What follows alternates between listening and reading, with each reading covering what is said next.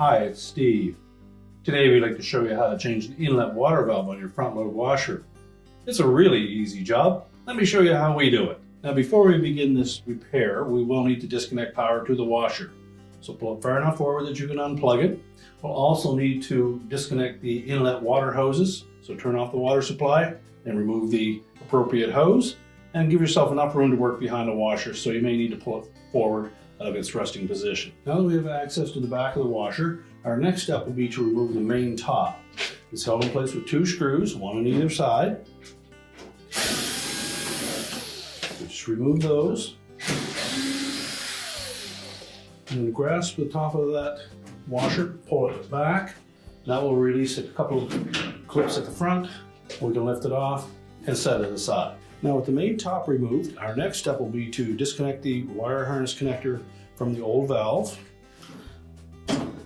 Just pull that off, set it aside. Now next we'll take the two retaining screws that secure that valve to the back panel of the washer. Just remove these two screws.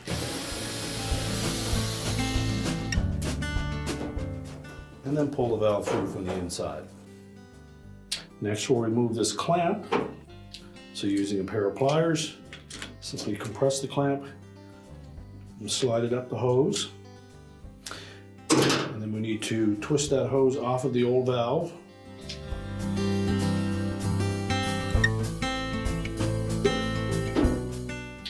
We can then discard the old valve, take the new one, reinstall that hose. Making sure that we don't have any kinks or twists in the hose. Reposition the clamp.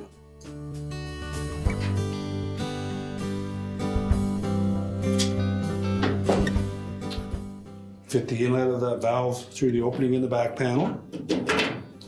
And then we'll reinstall the two mounting screws.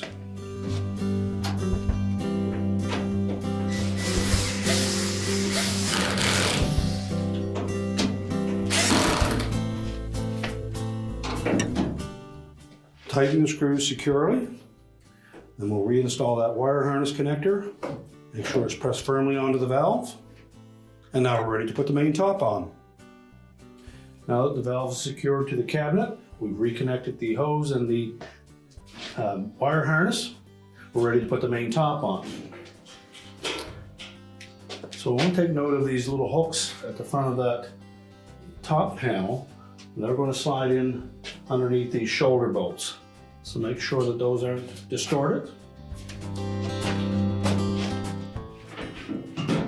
Lay the top down about an inch gap back of the control panel and push it forward.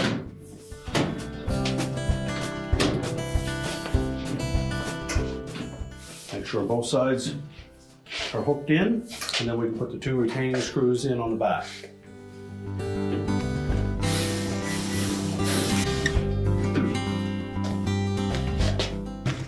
Now we're ready to push the washer back into position and reconnect our fill hoses. Now that we've reconnected our fill hose, we're ready to push the washer back into place, reconnect the power, and our repair is complete.